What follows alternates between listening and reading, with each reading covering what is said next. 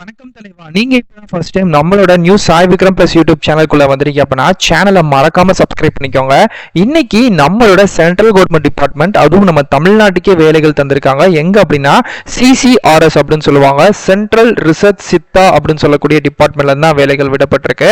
So இந்த வேலைகளை பொறுத்த வரைக்கும் பார்த்தீங்கன்னா ஒரு மத்திய அரசு டிபார்ட்மெண்ட் வேலைகளா இருந்தாலும் லொகேஷன் தமிழ்நாடு தான். மொத்தம் 3 கேட்டகிரி நீங்க தமிழ்ல பார்த்துருப்பீங்க. சோஷியல் ஒர்க்கர் அப்படின்னு சொல்லக்கூடிய வேலைகள், அப்பர் டிவிஷன் கிளர்க் வேலைகள், லோவர் டிவிஷன் கிளர்க் வேலைகள். இந்த 3 கேட்டகரிஸ் ஆஃப் ஒர்க் தான் நீங்க அப்ளை வந்து பண்ணிக்க போறீங்க. இதுல சில வேலைகள் லைக் உதாரணத்துக்கு அப்பர் டிவிஷன் கிளர்க்கா இருக்கட்டும், இல்ல வந்து லோவர் டிவிஷன் கிளர்க்கா இருக்கட்டும், 12th பாஸ் பண்ணிருக்கணும், இங்கிலீஷ்ல டைப்பிங் வந்து கட்டாயமா தெரிஞ்சிருக்கணும், இல்ல ஹிந்தில தெரிஞ்சாலும் ஓகே. பட் ஏதாச்சும் ஒண்ணுல வந்து உங்களுக்கு டைப்பிங் வந்து மஸ்டா தெரிஞ்சிருக்கணும். இல்ல நான் டைப்பிங் சர்டிபிகேட்லாம் வச்சிருக்கேன், லோயர் ஆயிரம் முடிச்சு அப்படின்னா செம சூப்பர், நீங்களாம் தாராளமா விண்ணப்பிச்சுக்கலாம். ஓகே, ஸோ இப்போ இந்த வேலைகளுக்கான விண்ணப்பிக்கிற செலக்ஷன் ப்ராசஸ், என்ன படிக்கணும், எக்ஸாம் எதுவும் இருக்கா, ஏஜ் லிமிட் அப்படின்ற கம்ப்ளீட் டீடைல்ஸை இன்னும் நம்ம எக்ஸ்க்ளூசிவா வீடியோக்குள்ள போயிட்டு பார்க்கலாம். அப்ளை பண்ணக்கூடிய லிங்க் இந்த வீடியோக்குள்ள டிஸ்கிரிப்ஷன்லையும் அண்ட் ஃபர்ஸ்ட் கமெண்ட்லையும் கொடுத்துருக்கேன். ஓகே ஃப்ரெண்ட்ஸ், ஸோ இதுதான் வந்து பார்த்தீங்க அப்படின்னா இப்போ இந்த ஜாபுக்கு நம்ம விண்ணப்பிக்கக்கூடிய அஃபிஷியல் சைட்டு. இதோட டீட்டெயில் லிங்க்கை நான் வந்து வீடியோக்குள்ள டிஸ்கிரிப்ஷனில் கொடுத்துருக்கேன். டச் பண்ணி சைட்டுக்குள்ளே வந்துருங்க. ஸோ பேசிக்காக central council of research Siddha டிபார்ட்மெண்ட்டில் விட்டிருக்கக்கூடிய ஒரு சூப்பரான வேலை, தமிழ்நாடு ஜோனுக்கு மட்டும் விட்டிருக்கக்கூடிய வேலை. அதனால் முடிஞ்ச அளவுக்கு எல்லா பேருமே அப்ளை பண்ணுங்க. ஸோ இந்த வேலைகளை வந்து மினிஸ்ட்ரி ஆஃப் ஆயுஷ் வந்து கொடுக்குறாங்க. இது வந்து ஒரு நிரந்தரமான கவர்மெண்ட் வேலை தான். 3 category work, 12th to degree வரைக்கும் முடிச்சவங்க அப்ளை பண்ணிக்கலாம். பேசிக்கான சேலரி 19,900 1,12,400 வரைக்கும் இருக்கு. இந்த வேலைகளுக்கு ஆஃப்லைன்ல தபால் மூலமா மட்டும் தான் விண்ணப்பிக்கணும்.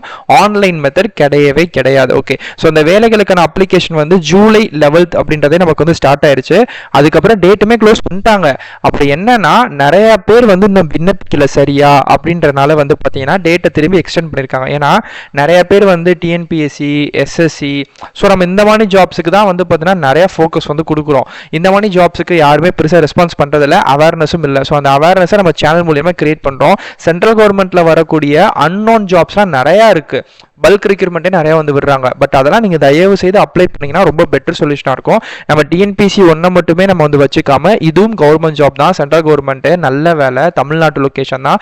இதுக்கும் நீங்கள் ட்ரை பண்ணீங்க அப்படின்னா நல்ல பிளேஸ்மெண்ட்டே ஆகலாம். ஏன்னா டிஎன்பிசியில் அவ்வளோ காம்படிஷன் இருக்கும், அங்கே நிறையா விஷயங்கள் இருக்கும். அதெல்லாம் தாண்டி நம்ம இங்கே வந்து ட்ரை பண்ணுறோம் அப்படின்றபோது அங்கே போகிற எஃபர்ட்டில் ஒரு 50 to 50 போட்டாலே இங்கே காம்படிஷன் கம்மி. ப்ளஸ் வந்து பார்த்தீங்க அப்படின்னா நீங்கள் படித்து இந்த டைப்பிங்லாம் தெரிஞ்சிருந்துச்சு அப்படின்னா கிடைக்கிறதுக்கான வாய்ப்புகள் நிறையா இருக்குங்க. ஸோ அதனால் முடிஞ்ச அளவுக்கு சொல்கிறேன், ட்ரை பண்ணுங்க. ரிட்டன் டெஸ்ட் இருக்கு, பர்சனல் இன்டர்வியூ அப்படின்றது இருக்கு. ஸோ பர்சனல் இன்டர்வியூ இம்பார்ட்டன்டா மார்க் இருக்கான்னு கேட்டால் கிடையாது. ரிட்டன் டெஸ்ட் மட்டும் தான் ரொம்ப ரொம்ப இம்பார்ட்டன்டா பார்க்குறாங்க. செப்டம்பர் 9 வரைக்கும் டேட்டை எக்ஸ்டெண்ட் பண்ணிட்டாங்க. ஸோ மறக்காம அப்ளை பண்ணிருங்க. ஓகே, ஃபர்ஸ்ட் வேலை சோஷியல் ஒர்க்கர் வேலை, 18 to 30 வயசு வரைக்கும் விண்ணப்பிச்சிருக்கணும். ப்ளஸ் இது போக ஏஜ் ரிலாக்ஸேஷனும் இருக்கு. ஒருவேளை நீங்க வந்து ஓபிசி கேண்டிடேட் ஆயிருக்கீங்க அப்படின்னா 33 வயசு வரைக்கும், எஸ்சி எஸ்டி கேண்டிடேட் ஆயிருக்கீங்க அப்படின்னா 35 வயசு வரைக்கும் விண்ணப்பிச்சுக்கலாம். ஆரம்ப சம்பளமே 35,400 இருந்து 1,12,000 வரைக்கும் இருக்கும். ஸோ இது வந்து ஆரம்ப சம்பளம் 35 தான். ப்ளஸ் இது போக உங்களுக்கு அலோன்ஸு ப்ளஸ் வந்து சில அமௌண்ட்லாம் சேர்ந்து ஒரு 5 to 10K சேர்த்து ஒரு 42,000 வரைக்கும் டேக் ஹோம் சேலரியாக நீங்கள் வந்து எடுத்துக்கலாம். அதே மாதிரிக்கே அப்பர் டிவிஷன் கிளர்க் கேட்டிருக்காங்க. இதுக்கும் 18 to 27. ப்ளஸ் அது போக வந்து ஏஜ் ரிலாக்ஸேஷன் கேட்டகரி இருக்குல்ல, அதை நீங்கள் ஆட் பண்ணிக்கோங்க. 25,500 ஓப்பனிங் சம்பளம் ப்ளஸ் அலோன்ஸ் எல்லாமே சேர்த்து ஒரு 32 to 33 வரைக்கும் டேக் ஹோம் சேலரியாக எடுத்துக்கலாம். இதுவுமே வந்து அப்பர் டிவிஷன் கிளர்க் வேலை. இதுக்கும் ஏதோ ஒரு டிகிரி வந்து முடிச்சிருக்கணும். ஓகே, ஸோ இந்த லோவர் டிவிஷன் கிளர்க் தான் வந்து ஸ்டார்டிங் பாயிண்ட். இதுக்கு வந்து 19,900 இருந்து 63,000 வரைக்கும் இருக்கு. 12th பாஸ் பண்ணிருக்கணும். ஸோ இதுல வந்து இங்கிலீஷ் டைப்பிங் அப்படின்றது மஸ்டா கேட்கறாங்க. ஸோ அந்த இங்கிலீஷ் டைப்பிங்கும் கம்ப்யூட்டர் எஃபிஷியன்ட்டும் ஒர்க் பண்ணக்கூடிய எஃபிஷியன்ட்டும் உங்ககிட்ட இருக்கணும். ஸோ இதெல்லாம் இருக்கு அப்படின்னா தாராளமா இந்த ஜாபுக்கு விண்ணப்பிச்சுக்கலாம். மெயினா இந்த வேலைகளுக்கு அப்ளிகேஷன் ஃபீஸ் ஏதாச்சும் இருக்கா அப்படின்னு கேட்டீங்கன்னா கட்டாயமா இருக்கு. ஸோ அப்ளிகேஷன் ஃபீஸை பொறுத்த வரைக்கும் கேட்டகரிஸா கொடுத்துருக்காங்க. நீங்க எஸ்சி எஸ்டி கேண்டிடேட்ஸா இருக்கீங்கன்னா உங்களுக்கு ஃபீஸ் எதுவுமே கிடையாது. எக்ஸ் சர்வீஸ் மேனா இருக்கீங்கனாலும் ஃபீஸ் கிடையாது. பிடபிள்யூ கேண்டிடேட்ஸா இருக்கீங்க அப்படின்னாலும் ஃபீஸ் கிடையாது. ஸோ அதர் கேண்டிடேட்ஸ் அப்படின்னு சொல்லக்கூடிய யாருன்னா ஓபிசி கேண்டிடேட்ஸ், ஓசி கேண்டிடேட்ஸ், பிளஸ் அது போக வந்து பாத்தீங்க அப்படின்னா EWS economical weaker section. So உங்க 3 பேருக்கு மட்டும் வந்து பாத்தீங்கன்னா அதில் வரக்கூடிய ஆண்கள் பெண்களுக்கு 300 ரூபாய் ஃபீஸ் அப்படின்ற மாதிரி வந்து சொல்லியிருக்காங்க. ஸோ அந்த 300 ரூபாய் ஃபீஸை வந்து நீங்க டிடி எடுத்து அனுப்பணும். ஏன்னா இந்த வேலைகளுக்கு நீங்க ஆஃப்லைன் தான் விண்ணப்பிக்க போறீங்க. ஸோ அப்போ வந்து அதை வந்து டிடி மத்தியில் நீங்க வந்து விண்ணப்பிக்கணும். ஸோ அந்த டிடிலையும் எப்படி விண்ணப்பிக்கணும் அப்படின்றமே நான் உங்களுக்கு போக சொல்லி தந்துறேன். ஓகே, நெக்ஸ்ட் இந்த வேலைகளுக்கான செலெக்ஷன் ப்ராசஸ் ஆல்ரெடி சொன்னது தான். ரிட்டன் எக்ஸாம் கட்டாயமாக இருக்குது. ப்ளஸ் வந்து பர்சனல் இன்டர்வியூ. ஸோ அந்த ரிட்டன் எக்ஸாமுக்கு நான் என்ன ப்ரோ படிக்கணும்? ஓகே, அதுக்கு படிக்கிறதுக்கு எனக்கு ஏதாச்சும் ஒரு பெஸ்ட்டான கைட் ரெஃபர் பண்ணிங்கன்னா நல்லாயிருக்கும். ஏன்னா நீங்கள் சொன்னதுக்கப்புறம் இந்த சென்ட்ரல் கவர்மெண்ட் இந்த மாதிரி எக்ஸாம்ஸ்க்குலாம் ட்ரை பண்ணுறேன், ப்ரிஃபர் பண்ணுறேன் அப்படின்னு நினைக்கிறவங்களுக்கு எக்ஸ்க்ளூசிவாக நான் ஒரு கைடையும் ரெஃபர் பண்ணிடுறேன். உங்களுக்கு பிடிச்சிருக்கு அப்படின்னா ஃப்ளிப்கார்ட்டோட லிங்க் கீழே உங்களுக்கு டிஸ்கிரிப்ஷனில் எடுத்தோன்னே இருக்கும். ஸோ அதை நீங்கள் பர்ச்சேஸ் பண்ணி வாங்கி இப்போ இருந்தே படிக்க ஆரம்பிச்சுக்கோங்க. புக் வந்து ரெஃபர் வந்து பண்ணுவேன். ஸோ இது வந்து அப்பர் டிவிஷன் கிளர்க்கு ப்ளஸ் வந்து லோவர் டிவிஷன் ப்ளஸ் வந்து பார்த்தீங்கன்னா கிளர்க்கு, இந்த 3 கேட்டகிரிஸுமே கரெக்டாக இருக்கும். ஸோ நீங்கள் இது படித்தாலே எனக்கு தெரிஞ்சு போதுமானதான். இதிலே வந்து பார்த்தீங்கன்னா நம்ம பார்க்கக்கூடிய எல்லா சிலபஸுமே வந்து கேதர் வந்து ஆகுது, எல்லாமே கம்ப்ளீட்டும் ஆகிறது. ஸோ உங்களுக்கு வந்து அமௌண்ட் வைஸும் சரி, இல்லை படிக்கணும் இன்ட்ரெஸ்ட் இருக்குது, உங்களுக்கு எல்லாமே வந்து கரெக்டாக இருக்குது, கன்வீனியன்ஸாக இருக்குது அப்படின்னா மட்டும் நீங்கள் வேணும்னா பர்ச்சேஸ் பண்ணிக்கோங்க. நான் லிங்க் வந்து கீழே வந்து கொடுத்துருக்கேன். ஸோ அதை நீங்கள் வாங்கி தாராளமாக இப்போ இருந்தே படிக்க ஆரம்பிச்சிருங்க. இதுக்கான எக்ஸாம் வந்து டிசம்பர் ஆர் நவம்பரில் வந்து நடக்கும். இப்போ ஆகஸ்ட் தான் ஸ்டில் போய்கிட்டு இருக்குது. இன்னும் வந்து பார்த்தீங்கன்னா 9, 10, 11 ஒரு 3 மாதம் கிட்ட சாலிடாக ஒரு 60லேருந்து 90 நாட்கள் வரைக்கும் டைம் வந்திருக்கு. நீங்கள் எப்போ இருந்து படிக்க ஆரம்பிச்சிங்க அப்படின்னாலே இந்த ரிட்டன் எக்ஸாம் ரொம்ப ஈஸியாகவும் நீங்கள் வந்து கோ த்ரூ பண்ணிட்டு நெக்ஸ்ட் இந்த ஜாபையும் வாங்கி தமிழ்நாட்டிலே வந்து பார்த்துக்கலாம். நல்ல ஜாப் தான். ஸோ முடிஞ்ச அளவுக்கு ட்ரை பண்ணுங்கள். இப்போ நம்ம வீடியோ கண்டினியூ வந்து பண்ணலாம். ஓகே, இப்போ இந்த டீட்டெயில் எல்லாமே பார்த்தாச்சு. இப்போ அந்த ஜாபுக்கு விண்ணப்பிக்கணும். ஸோ அப்ளை பண்ணக்கூடிய லிங்க் எப்படி இருக்கிறனா, நீங்கள் நம்ம வெப்சைட்குள்ளே வந்துட்டு கீழே ஸ்க்ரோல் பண்ணிட்டே வந்தீங்கன்னா இந்த மாதிரி பாட்டமில் கீழே வந்து லாஸ்ட்டில் வந்து இந்த மாதிரி லிங்க் டேபிள் கொடுத்துருப்போம். அப்ளை லிங்க் தெரியுது பார்த்தீங்களா? ஸோ நீங்கள் அதை தொட்டிங்கன்னா இந்த மாதிரி நெக்ஸ்ட் பேஜ் வந்து வருங்க. ஸோ இதிலே வந்து பார்த்தீங்க அப்படின்னா லைஃப் இன்சூரன்ஸ் அப்படின்ற ஆர்டிக்கல் இருக்கும். அதுக்கு கீழே வந்து பார்த்தீங்கன்னா கிளிக்கர் அப்படின்னு சொல்லக்கூடிய ஒரு ப்ளூ கலர் பட்டன் இருக்கும். Your link will be ready automatically அப்படின்ற மாதிரி இருக்கும். ஸோ இதில் வந்து 14, 13 அப்படின்னு சொல்லிட்டு செகண்ட்ஸ் வந்து பின்னோக்கி ஓடிக்கிட்டே இருக்கும். ஸோ இந்த செகண்ட்ஸ் வந்து கம்ப்ளீட் ஆகிற இதே இடங்கள்லேயே வந்து பார்த்தீங்க அப்படின்னா அகைன் வந்து உங்களுக்கு கிளிக்கர் அப்படின்னு சொல்லக்கூடிய ஒரு ஒரு ஒரு பாட்டம் வந்து உங்களுக்கு வந்து தோணும். ஸோ இப்போ எனக்கு வந்து முடிஞ்சிருச்சு.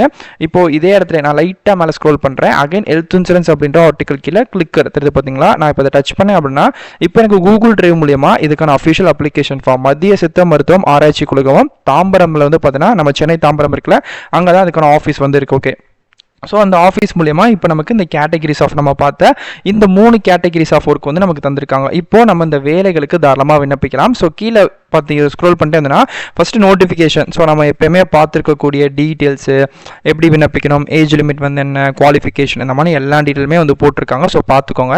அதே மாதிரிக்கே நீங்கள் அப்ளிகேஷன் ஃபார்ம் வந்து ஃபில் பண்ணிவிட்டு அனுப்பக்கூடிய அட்ரஸ் இருக்குல்ல, அது வந்து இதுதான். நான் ஸ்க்ரீனில் வந்து உங்களுக்கு மென்ஷனும் வந்து பண்ணியிருக்கேன். The director general central council of research Siddha ministry of royals அப்படின்னு போட்டு தாம்பரம் சாண்ட்ரம் சென்னை போட்டிருக்காங்களே, இந்த பின்கோடோட இந்த அட்ரஸ்க்கு தான் ஃப்ரம்ல உங்களோட அட்ரஸையும் டூல இந்த அட்ரஸையும் போட்டு ஸ்பீடு போஸ்ட்டுக்கு மட்டும்தாங்க நீங்கள் அனுப்பியிருக்கணும். அவங்க தெளிவாக சொல்லியிருக்காங்க. நீங்கள் ஆர்டினரி போஸ்ட்டோ இல்லை ரிஜிஸ்டர் போஸ்ட்டோ அனுப்புனா நாங்கள் வந்து வில் பி ரிஜெக்டட். ஓகே, அது ஒன்று. இன்னொன்று வந்து இப்போ இந்த அப்ளிகேஷன் ஃபார்ம்லாம் ஃபில் பண்ணிடுவீங்க. இது கூட வந்து உங்கள் ஜெராக்ஸ் காப்பீஸ் அனுப்புவீங்க தெரியுமா? அவங்க 10th, 12th டிகிரி, டைப்பிங் முடிச்ச சர்டிஃபிகேட், இந்த மாதிரி அந்த டாக்குமெண்ட்ஸ்லாம் நீங்கள் வந்து செல்ஃபாக அனுப்பும்போது அந்த டாக்குமெண்ட்ஸ் ஜெராக்ஸ்லையுமே உங்கள் கையெழுத்து வந்து போட்டிருக்கணும், மறந்துடக்கூடாது. ஒருவேளை அப்படி நீங்கள் சைன் பண்ணலைனாலும் நாங்கள் ரிஜெக்ட் வந்து பண்ணிடுவோம். அதே மாதிரிக்கே கொடுக்குற அந்த டாக்குமெண்ட்ஸ் எல்லாமே கரெக்டாக நீங்கள் வந்து கொடுத்துருக்கணும். ஸோ அப்படின்ற மாதிரி சொல்லியிருக்காங்க. ஓகே, நெக்ஸ்ட் வந்து பார்த்தீங்கன்னா இதுக்கு வந்து அப்ளிகேஷன் ஃபீஸ் இருக்குல்ல, அந்த ஃபீஸ் வந்து நாங்கள் எப்படி ப்ரோ எடுக்கிறது, அந்த என்ன மாதிரி நாங்கள் மெத்தட்ஸில் எடுக்கிறது அப்படின்னா நீங்கள் வந்து டிடி தாங்க எடுக்கணும். இதுக்கு வந்து அப்ளிகேஷன் ஃபீஸ் வந்து டிடி தான் எடுக்கணும். ஸோ அவங்களே கீழே வந்து ஹவு டு அப்ளைல மெத்தட்ஸ் வந்து போட்டிருக்காங்க. அந்த கீழே உங்களுக்கு பார்த்தீங்கன்னாலும் உங்களுக்கு வந்து தெரியும். அதே மாதிரி அந்த அப்ளிகேஷன் ஃபீஸை பொறுத்த வரைக்கும் நீங்கள் வந்து டிடி எடுக்கணும் அப்படின்னு சொல்லிட்டாங்க. அந்த டிடி வந்து எந்த பேரில் எடுக்கணும் அப்படின்னா இங்கே போட்டிருக்காங்க பாருங்க, central council for research Siddha அப்படின்ற நேமில் தான் நீங்கள் வந்து பார்த்தீங்க அப்படின்னா டிடி வந்து எடுக்கணும். ஸோ அந்த டிடியை வந்து எப்படி எடுக்கணும்னா எந்த கவர்மெண்ட் பேங்க் வேணா போங்க, பிரைவேட் பேங்க் கிடையாது. அது state bank, Canara, Indian bank, எந்த பேங்க் வேணாலும் இருக்கலாம். கவர்மெண்ட் பேங்க் போயிட்டு நான் அந்த மாதிரி எக்ஸாமுக்கு வந்து அப்ளை பண்ணணுங்க, என்னை வந்து டிடி எடுத்து அனுப்ப சொல்லியிருக்காங்க. ஸோ அந்த டிடி அமௌண்ட் வந்து 300 ரூபாய். ஸோ எனக்கு அந்த டிடியோட நேம் வந்து பார்த்தீங்கன்னா central council for research Siddha அப்படின்ற நேமில் தான் நான் வந்து எடுக்கணும். ஸோ எனக்கு ஒரு டிடி எடுத்துட்டாங்கன்னா ஸோ பேங்க் சைடே டிடி எடுத்து தந்துருவாங்க.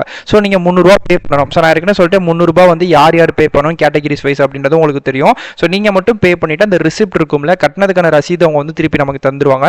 அந்த ரசீது இருக்குல்ல, அந்த ரசீதையுமே நீங்கள் வந்து பார்த்தீங்க அப்படின்னா மறக்காமல் அந்த போஸ்ட் கவருக்குள்ளே அந்த ஒரிஜினல் ரிசிப்டையுமே நீங்கள் வச்சு அனுப்பியிருக்கணும். இருந்தாலும் நீங்கள் அதை ஃபோட்டோ எடுத்து ஃபோட்டோ காப்பி வச்சுக்கோங்க.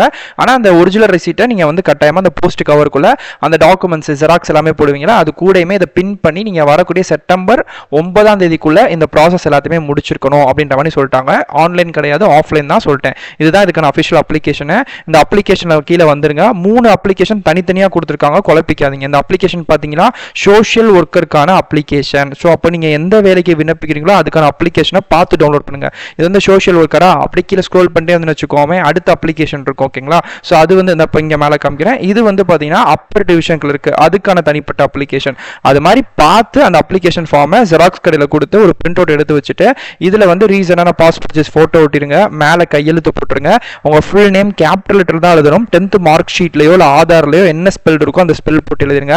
அப்பா பேர், டேட் ஆஃப் பர்த், பிறந்த இடம், அதுக்கப்புறம் அட்ரஸும் கேபிட்டல் லெட்டரில், பின்கோடு, அதுக்கப்புறம் mobile number, alternative mobile number, education 10th எங்கே படிச்சிங்க, அது எந்த ஸ்டேட் போர்டா இல்லை மெட்ரிக்கா, ப்ளஸ் வந்து பார்த்தீங்கன்னா அதில் எவ்வளோ மார்க் வந்து எடுத்திருக்கீங்க, எந்த வருஷம் பாஸ் அவுட் ஆனீங்க, இந்த மாதிரி விஷயங்கள் எல்லாத்தையுமே கொடுத்துட்டு ஃபைனலாக கீழே வந்து உங்கள் name, signature for the application, name வந்து கேபிட்டல் லெட்டர் எழுதியிருக்கணும். அதுக்கப்புறம் பிளேஸ் வந்து எந்த உங்கள் மாவட்டம், டேட், இது எல்லாத்தையும் கொடுத்துட்டு இது கூட தான் அந்த அப்ளிகேஷன் ஃபார்ம் ப்ளஸ் வந்து ஃபீஸ் கட்டினதுக்கான ரிசிப்டை வச்சு அனுப்பியிருக்கணும் அப்படின்ற மாதிரி சொல்லியிருக்காங்க.